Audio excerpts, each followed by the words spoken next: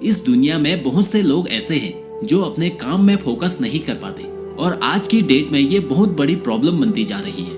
एक रिसर्च के अकॉर्डिंग लोग सिर्फ 8 सेकंड में ही अपना अटेंशन खो देते हैं। वो डिस्टरबेंस के इतने आदी हो चुके हैं कि एक चीज पर अपना फोकस नहीं लगा पाते। उन्हें हर 1 से 2 घंटे के काम में रेस्ट चाहिए। उनके आसपास रखी हुई चीजें उन्हें डिस्ट्रैक्ट तो करती ही है, इसके अलावा और भी बहुत सारी चीजें होती है जिनके कारण लोग डिस्ट्रैक्ट होते हैं।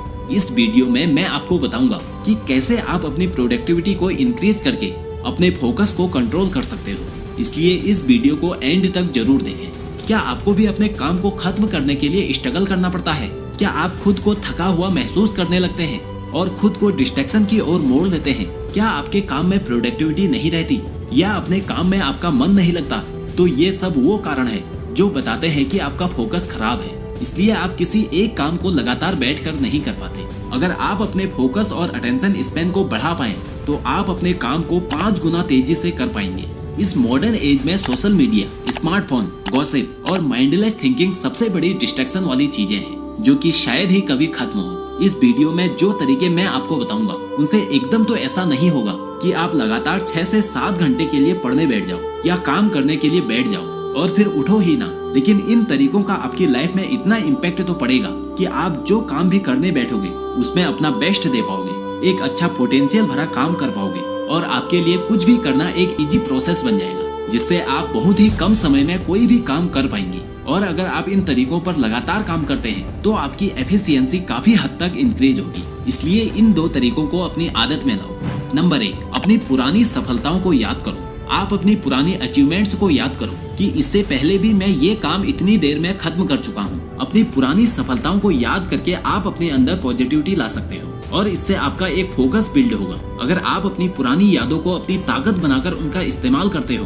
तो आपके फोकस लेवल में ग्रोथ दिखेगी। ये बात साइंटिफिकली भी प्रूव है कि जब आप अपनी पुरानी सक्सेस को या अचीवमेंट्स को याद करते हो तो आपके अंदर पॉजिटिविटी आती है और आप अपने काम में और भी ज्यादा प्रोडक्टिव हो जाते हो। इससे आपके अंदर सेरोटोनिन नाम का एक केमिकल रिलीज होता है जो आपकी नर्व सेल आपके ब्रेन को आपकी बॉडी से जोड़ने का काम करता है। ये सेरोटोनिन आपके साथ आपके मूड, आपकी डिजायर, आपके थॉट थिंकिंग का एक जुड़ाव बनाकर रखता है, जिसके लिए आप में एक पॉजिटिव एनर्जी आती है और आप बिना रुके, बिना किसी डिस्ट्रैक्शन से आप एक नई एनर्जी के साथ अपने काम में लग जाते हो। ये आपकी बॉडी के एनर्जी लेवल को बढ़ाता है और फालतू के डिस्ट्रैक्शन को दूर करता है। नंबर 2, एक मजबूत उद्देश्य के लिए काम करो। ज्यादातर लोगों की प्रॉब्लम रहती है कि वो काम तो करते हैं लेकिन उसमें उनका कोई उद्देश्य नहीं होता, जिससे वो जल्द ही डिस्ट्रैक्शन का शिकार हो जाते हैं। इससे बचने का एकमात्र उपाय है कि आप किसी भी काम को करते वक्त इतना मजबूत उद्देश्य रखो जिससे आपको उस उद्देश्य के लिए काम करना पड़ जाए। अगर आप किसी एक लक्ष्य पर काम करेंगे तो आप बिना रुके जब तक वो काम पूरा नहीं हो जाए तब तक उसे करते रहेंगे और इससे आपकी ये 3 चीजें इंप्रूव होंगी। आप एक वर्क ओरिएंटेड बनेंगे, आप एक गोल ओरिएंटेड बनेंगे